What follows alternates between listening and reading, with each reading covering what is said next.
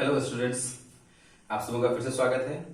हमने फिजिक्स में जो है क्लास 12th में लास्ट लेक्चर में हमने कवर किया था कैपेसिटर के बारे में। कैपेसिटर का एक हमने जनरल ओवरव्यू लिया था। हम आज टाइप्स ऑफ कैपेसिटर में पहला कैपेसिटर देखने जा रहे हैं जो है parallel plate capacitor. As the name suggest, it has parallel plates. You can say rectangular plates which are arranged parallel to each other. तो अगर आप थोड़ा सा इसकी बनावट की बात कर लेते हैं तो आप ऐसा कर सकते हैं कि आप लिख सकते हो कि there are two rectangular या सर्कुलर भी कह सकते हो आप plates placed parallel to each other. ठीक है, आप देख रहे हो plate number 1, plate number 2। Second plate जो है, the second plate is connected to earth. इसको हम अर्थ से जोड़ देते हैं। ये हमने पढ़ा हुआ है लास्ट क्लास में। जब हम अर्थ से जोड़ेंगे तो वो कंप्लीटली नेगेटिव चार्ज हो जाएगा उस पर। ठीक है, ये बात हमें समझ में आती है। ये हुआ इसका construction. Q charge is given plus Q charge is given to the plate 1। Plate 1 को आप प्लस 2 चार्ज दे रहे हैं, and so due to induction minus q charge is developed, या ऐसा लिखो, induced in plate 2। दूसरे में आपको -2 चार्ज जो है वो इंड्यूस हो जाता है। क्यों होता है ये हमने पढ़ा हुआ है, ड्यू टू इंडक्शन। अच्छी बात है। ये जो है lines, these lines are electric fields. Electric field दो प्लेट्स के बीच में होता है, सिग्मा डिवाइडेड बाय एप्सिलॉन। ये आप जानते हो गॉस थ्योरम वाले चैप्टर से। आप देख रहे होगे जो बीच में इलेक्ट्रिक फील्ड लाइंस हैं वो बिल्कुल पैरेलल हैं। पैरेलल इलेक्ट्रिक फील्ड लाइंस क्या दिखाती हैं कि जो भी इलेक्ट्रिक फील्ड है वो यूनिफॉर्म है, लेकिन साइड में जो फील्ड लाइंस हैं वो पैरेलल नहीं है, वो कर्व है। इसकी वजह क्या हो सकती है? इसकी वजह ये हो सकती है, अगर आप इस लाइन को देखो, ये लाइन यहां से यहां मूव करना चाहता है।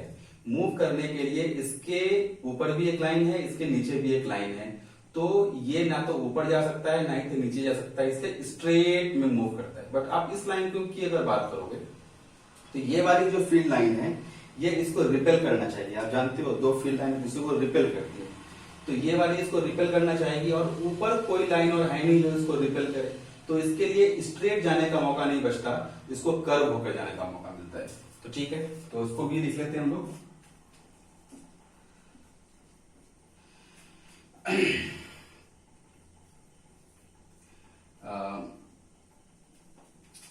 Electric field lines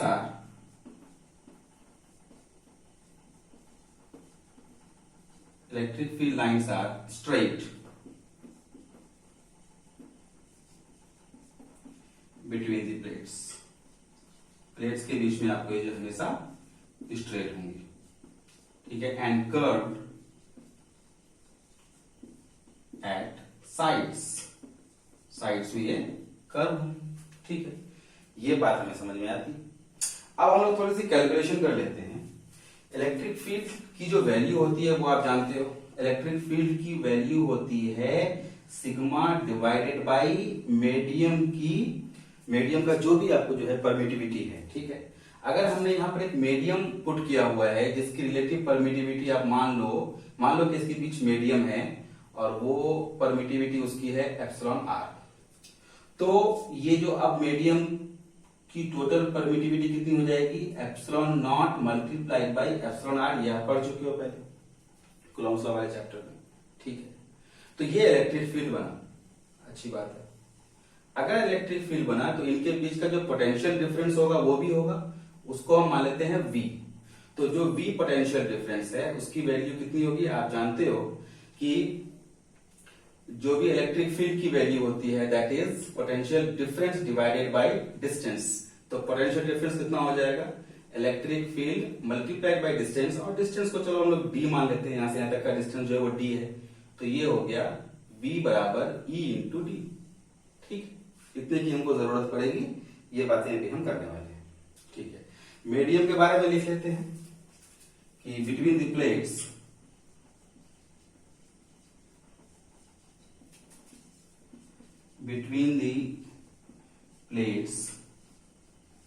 there is a medium। मैंने लास्ट क्लास में बताया था आपको कि जब हम बीच में कोई मीडियम रखेंगे जो कि डाइलेक्ट्रिक है, मतलब इंसुलेटर है, तो कैपेसिटेंस बढ़ जाता है। तो there is a medium which is अ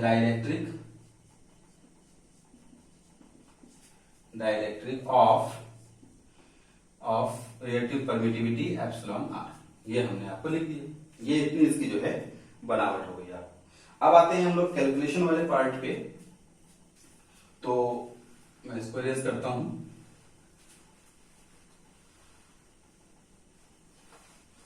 ठीक है, आइए हम कुछ Q चार्ज हमने दिया है, तो Q की वैल्यू तो हम जानते हैं पहले से, Q होता है सिग्मा मल्टीप्लाइड बाई ए, ये आप जानते हो। यहां पर सिग्मा क्या है, सिग्मा है आपको सरफेस चार्ज डेंसिटी। ठीक है, ये एक बात हमें समझ में आती है। दूसरा, ये हमने कर दिया, इसकी वैल्यू को हम रख लिया हमने, इसकी जरूरत हमें बाद में पड़ेगी। ठीक है, इलेक्ट्रिक फील्ड की वैल्यू आप यहां नोट कर सकते हो, अगर नोट बनाना है आपको कि electric field between the plates वो कितना है आपको, तो sigma divided by epsilon not epsilon R. अच्छी बात, ये चीजें हमने कर ली आपको।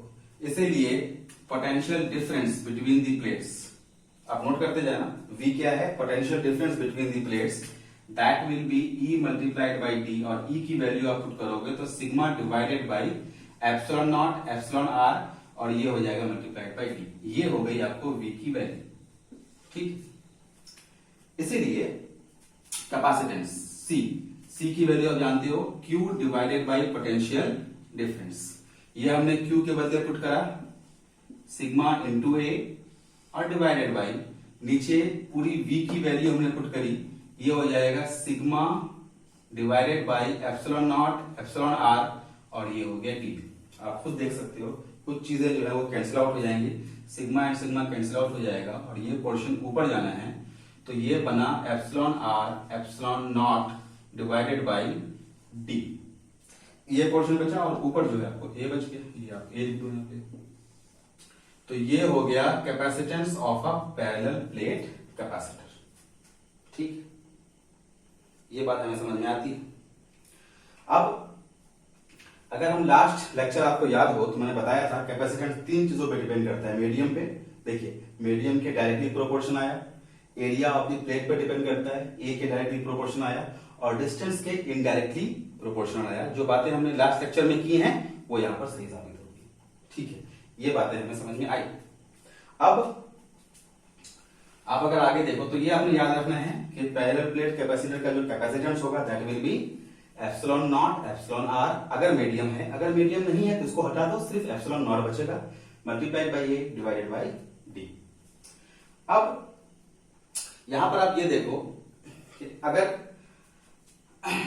आपको बढ़ाना है फॉर या टू इंक्रीज कैपेसिटेंस, किस कंडीशन में कैपेसिटेंस बढ़ेगा, टू इंक्रीज कैपेसिटेंस, आप देखो क्या करना पड़ेगा आपको, जो भी आपने मीडियम दिया है बीच में डाइलेक्ट्रिक, उसकी जो रिलेटिव परमिटिविटी है या डाइलेक्ट्रिक कांस्टेंट है वो लार्जर होना चाहिए।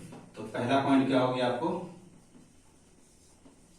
लार्जर एप्सिलॉन आर, ये आपको ज्यादा होना चाहिए, मतलब मीडियम का जो भी रिलेटिव परमिटिविटी है उसकी वैल्यू ज्यादा होनी चाहिए। दूसरी चीज क्या आ रही है आपको, एरिया ऑफ द प्लेट, तो लार्जर एरिया, ज्यादा अगर बड़ा प्लेट लेंगे तो ज्यादा कैपेसिटेंस होगा, तो लार्जर एरिया प्लेट होना चाहिए आपके पास। ठीक है, और तीसरी चीज क्या होगी आपको, larger area of the plate लिख लेना आप, और डिस्टेंस, प्लेट के बीच की जो डिस्टेंस है वो डिस्टेंस कम होना चाहिए, तो less distance between the plates, less distance between plates. ये बातें हमें समझ में आती हैं। ये तीन चीजें हमें करनी पड़ेगी जिसकी वजह से आपका जो है कैपेसिटेंस जो है वो बढ़ जाएगा। अब एक चीज मैं आपको और बताता हूं, ये जो चीजें हैं आपने ये जो आपने फॉर्मूला निकाला, ये फॉर्मूला आपने कब निकाला? ये फॉर्मूला उस वक्त आया जब प्लेट्स के बीच में डाइलेक्ट्रिक फिल किया हुआ है, जैसे कि कागज हो गया, अबरक हो गया या फिर मोम हो गया। तो अभी हमने देखा, हमने C की वैल्यू निकाली और C हुआ epsilon not epsilon R divided by D multiplied by A। ये C निकला और ये C क्या है? Capacitance of the capacitor when dielectric is filled between the plates. अगर मान लेते हैं कि कोई डाइलेक्ट्रिक नहीं है, इफ नो डाइलेक्ट्रिक प्रेजेंट, कोई भी डाइलेक्ट्रिक प्रेजेंट नहीं है, तो उस कंडीशन में जो कैपेसिटेंस होगा, अगर डाइलेक्ट्रिक प्रेजेंट नहीं है तो एयर प्रेजेंट होगा या वैक्यूम होगा, तो उसको हम C नॉट मान लेते हैं। उस कंडीशन में जो कैपेसिटेंस है दैट इज C नॉट। तो C नॉट की वैल्यू जब पुट करेंगे तो हमारा जो एप्सिलॉन R है ये इरेज हो जाएगा, ये नहीं रहेगा। तो epsilon not A divided by D, इसको मान लेते हैं इक्वेशन नंबर 1, इसको हम मान लेते हैं इक्वेशन नंबर 2। ठीक है, अब आप ध्यान दो, अगर हम इसको डिवाइड करने की कोशिश करते हैं तो हमारे पास क्या बचेगा?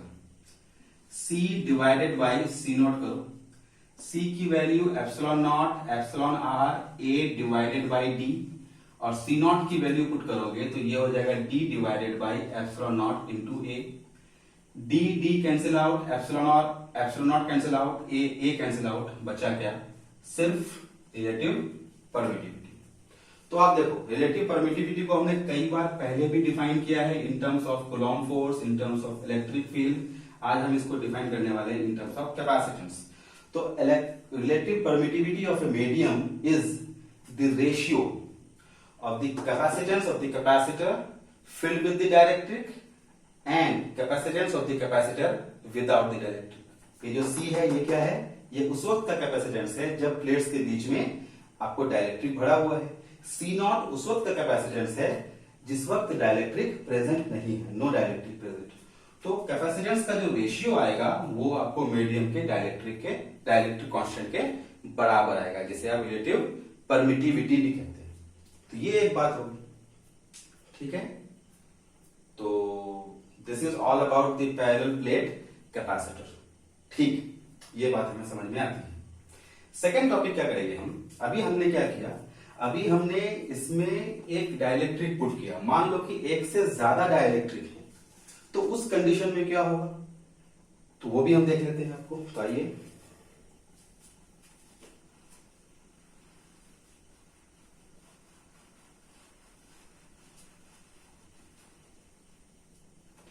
तो ये हमारा टॉपिक हो जाएगा कैपेसिटेंस। इसी के अंदर सब टॉपिक है ये, capacitance when compound dielectric present. Compound मतलब बहुत सारे। When compound dielectric present.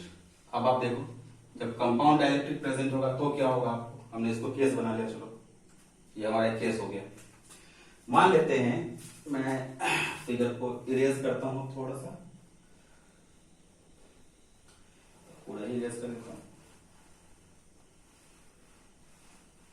अब आप ध्यान दो, ये हमारा जो है पहला प्लेट है and this is our second plate.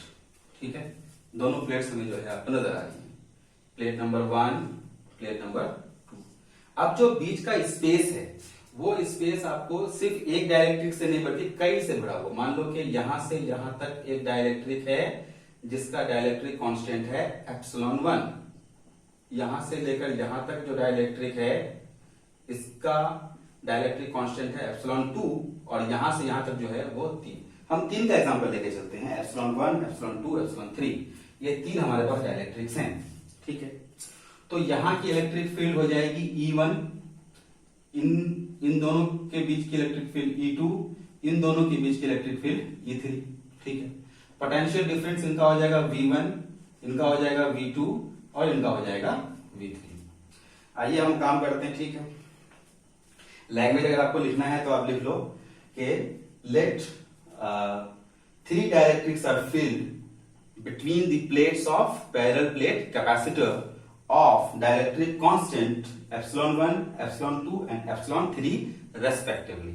आप इसको लिख सकते हो लिखना चाहो तो इसीलिए अब हम सीधे आते हैं कि हमारा जो E1, इस कंडीशन में हमारा जो इलेक्ट्रिक फील्ड E1 होगा जो कि इन दोनों के बीच में होगा, तो E1 की वैल्यू क्या हो जाएगी? E1 की वैल्यू हो जाएगी आपको that is sigma by epsilon not और बीच का जो डाइलेक्ट्रिक कांस्टेंट है दैट इज एप्सिलॉन 1।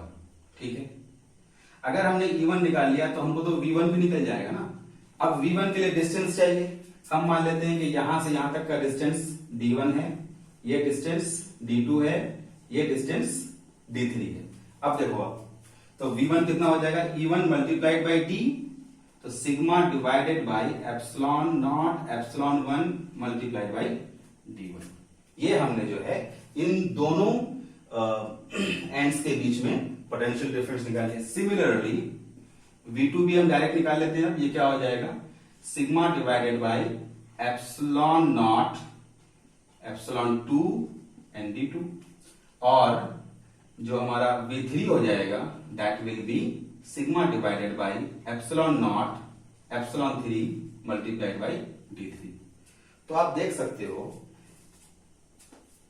N1 से लेकर N2 तक के बीच का potential V1 plus V2 plus V3, तो टोटल पोटेंशियल जो डिफरेंस आएगा दैट विल बी, इसीलिए टोटल पोटेंशियल डिफरेंस V ये किसके बराबर होगा? V1 plus V2 plus V3। जब हम इन तीनों को जोड़ेंगे तो कुछ कॉमन आना चाहिए, सिग्मा कॉमन आएगा और एप्सिलॉन नॉट कॉमन आएगा। आइए, तो sigma divided by epsilon not ये कॉमन आ गया, बचा क्या? D1 divided by epsilon 1, D2 divided by epsilon 2 and D3 divided by epsilon 3। ये हमारा जो है टोटल पोटेंशियल डिफरेंस आया, इसको हमने मान लिया इक्वेशन नंबर 1। ठीक है, आपने क्या निकालना है? आपने निकालना है कैपेसिटेंस, और आप जानते हो कि जो चार्ज आपने Q दिया होगा that charge is equal to Q multiplied by A। ठीक है, तो ये काम तो हम लोग कर सकते हैं आराम से। अब हमने क्या करना है? इसीलिए कैपेसिटेंस होता कितना है? Q divided by V। Q की वैल्यू आप पुट करो, ये है सिग्मा A, और डिवाइडेड बाई आप V की ये पूरी वैल्यू पुट करो, तो sigma by epsilon not multiplied by D1 by epsilon 1, D2 by epsilon 2 and then D3 by epsilon 3। ये हमने कर दिया। कैंसिल आउट होने वाली चीज क्या क्या है? कैंसिल आउट होने वाली चीज है सिग्मा एंड सिग्मा। तो जब ये कैंसिल आउट हो जाएगा तो बचा क्या हमारे पास? A divided by epsilon not, D1 by epsilon 1, D2 by epsilon 2 and D3 by epsilon 3। तो हम इसको यहां पर हम लोग लिख लेते हैं। तो ये बचा area of the plates divided by sigma sigma cancel out, तो यहां पर ये है 1 by epsilon not multiplied by this is your, अच्छा काम करते हैं ना, 1 बाई एप्सिलॉन नॉट है तो बटे के नीचे बटे है, तो इसको ऊपर ही कर लेते हैं हम लोग, तो ये ऊपर आ जाएगा। तो दिस विल बी, ये पोर्शन ऊपर चला गया, तो this will be sigma naught multiplied by A, और D1 बाई एप्सिलॉन 1, फिर D2 by epsilon 2 and then D3 by epsilon 3। ये हमारी वैल्यू आ गई। ठीक है, तो ये हो गया कैपेसिटेंस उस वक्त जब हमने कैपेसिटर के प्लेट्स के बीच हमने बहुत सारे मीडियम रख दिए। ठीक है, अगर हमने मीडियम नहीं रखा था उस कंडीशन में कितना आया था? Epsilon not A by D। अगर हमने एक मीडियम रखा था तो क्या आया था? Epsilon not epsilon R A by D। जब हमने 3 मीडियम रख दिए तो अब क्या आ गया? Epsilon not A divided by D1 by epsilon 1, D2 by epsilon 2, D3 by epsilon 3। अब आप बताओ, अगर 4 रख देते तो आगे क्या होता? D4 by epsilon 4। अगर 5 रख देते तो प्लस D5 बाई एप्सिलॉन 5। ये इस तरह से आपको बढ़ता जाता। आपको बात समझ में आ रही है? तो this is the capacitance of the capacitor when multiple dielectrics are placed between the plates, okay. और ये आपको जो है बड़ा क्लियर है। एक केस हम इसमें और बनाएंगे अब लास्ट। हमने प्लेट्स के बीच में, ये आपको याद रखना है, ये बोलना नहीं है अच्छे से। अब हमने एक चीज और करनी है कि हमने प्लेट्स में कैपेसिटर रखा तो है, प्लेट्स के बीच हमने डाइलेक्ट्रिक रखा तो है, लेकिन पूरा का पूरा हमने डाइलेक्ट्रिक को फिल नहीं किया है। मतलब ये हुआ कि ये प्लेट नंबर 1, ये है plate number 2।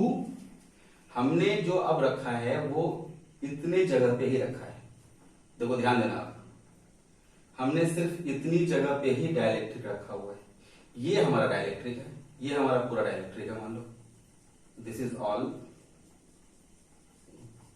This area is covered by a dielectric जिसकी मोटाई आप मान लो T है, यहां से लेकर यहां तक जिसकी चौड़ाई मान लो दैट इज T। ठीक है, तो अब क्या करेंगे आप, और बाकी ये जो पोर्शन है, ये पोर्शन और ये पोर्शन, इसमें आपको डाइलेक्ट्रिक नहीं है, इसमें एयर बराबर है। ये पोर्शन पे भी एयर है और इस पोर्शन पे भी एयर है। अच्छा, यहां से यहां तक का जो डिस्टेंस है वो पहले भी D था, अभी भी D है। तो आप ये देखो, सही मायने में दो मीडियम हो गए। अब एक तो हमारा डाइलेक्ट्रिक हो गया, ये पूरा हमारा डाइलेक्ट्रिक है, ये हमारा डाइलेक्ट्रिक है, और दूसरा मीडियम एयर हो गया। डाइलेक्ट्रिक के लिए कितना स्पेस है T, पूरा स्पेस कितना है D। तो सिर्फ एयर के लिए स्पेस क्या बचेगा, हमको पूरे D में इस T को माइनस करना पड़ेगा। तो एयर के लिए जो हमारा चौड़ाई बचा, एयर के लिए जो मोटाई या चौड़ाई जो बोलो आप, that will B D minus T।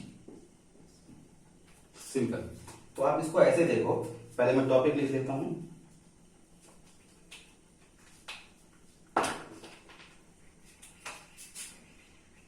Okay, so topic लिख लेता हूं मैं, कैपेसिटेंस व्हेन। अब डाइलेक्ट्रिक एक ही है लेकिन वो पूरे के पूरे एरिया को कवर नहीं कर रहा। तो when dielectric is field, when dielectric is filled partially, इस बात पे आप ध्यान देना, ठीक है। The previous case was that the compound dielectrics were filled, no? तीन डाइलेक्ट्रिक वाला केस हमने देखा, but now the case is different. Now what we are saying that only one dielectric or the width T is filled and it's not covering the whole space between the plates. It's covering the partial space between the plates. So the place for air, जो air के लिए place बचा, that is D minus T. तो अब देखिए यहां पर, अब इस कंडीशन में हमारा जो कैपेसिटर है उसकी कैपेसिटेंस कितनी आएगी, तो हम उसको अब देख लेते हैं। ठीक है, तो अगर आपको लिखना है लैंग्वेज तो लिख लो कि let a dielectric medium of width T is filled between the plates and it's not filling completely, it's filling only partially, ठीक है। So the width of the air जो बचेगा that will be D minus T। तो आपके पास अब दो medium है, तो इस कंडीशन में हमारा फॉर्मूला तो यही है। जब दो मीडियम है तो हम फॉर्मूले को यहीं तक रखेंगे, एक मीडियम और ये दूसरा मीडियम। एक मीडियम कौन सा हो गया, एयर, दूसरा मीडियम कौन सा हो गया, जो हमारा डाइलेक्ट्रिक है। ठीक है, तो चलो मैं इसको लिख ही देता हूं। Width of dielectric,